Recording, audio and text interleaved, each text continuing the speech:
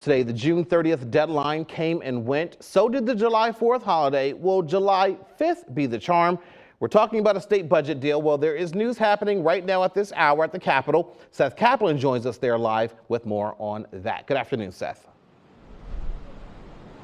Good afternoon, James. How are you? Yeah, just to reset things, you might recall that last week, the state Senate, run by Republicans, voted for a budget that seemed to give Governor Josh Shapiro more or less what he wanted. In fact, Senate Republicans said they gave in on a few things already that weren't necessarily their priorities to meet the governor where he was. But of course, there's a whole other chamber here at the Capitol that is the House, controlled by Democrats.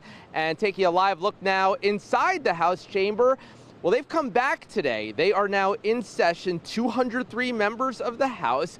Democrats, as I said, have a majority there, but it is by no means a commanding majority. They have a one-seat majority, 102 Dems, 101 Republicans. So every one of those Democrats would have to vote together in order for them to vote as a party, as a caucus, in favor of a budget. So here's what's happening right now. They are convening, but they're not going to be there in that chamber very long. They're soon going to head off to negotiate. And this, back live now outside the Capitol, James, is basically a three-way negotiation between those House Democratic leaders, Senate Republican leaders, and Governor Shapiro. His most recent statement late last week basically didn't side with one party or the other. He said, hey, the Senate did their thing. Now the House is going to do their thing. And he acknowledged that neither side is going to get everything that it wants, as we now have this divided government with one party in charge of one chamber and the other party in charge of the other. So how long is this going to take? Is this going to be one of those protracted negotiations? We famously had one back, what was it, 2015 budget that stretched into 2016 with Governor Tom Wolf. Folks here say no. They are optimistic that they are close to a deal. When exactly we will have it is harder to say, but they feel like this is a gap. Even though it's $1 billion gap right now between the chambers, it's one that they can close. Much more coming up beginning tonight at 5 right now, live outside the Capitol. Seth Kaplan, ABC 27 News. James. Seth, this budget is overdue by a couple of days right now, as you mentioned.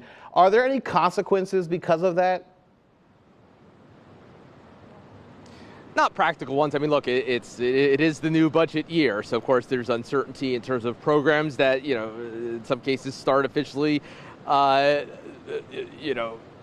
they'd like to know where things are going in terms of their funding and so forth.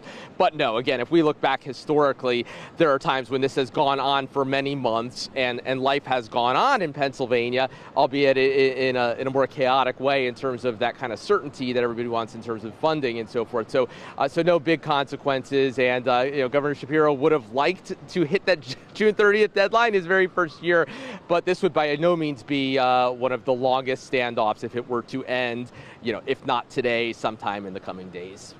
The waiting game continues, Seth. Thank you very much live for us there at the state Capitol.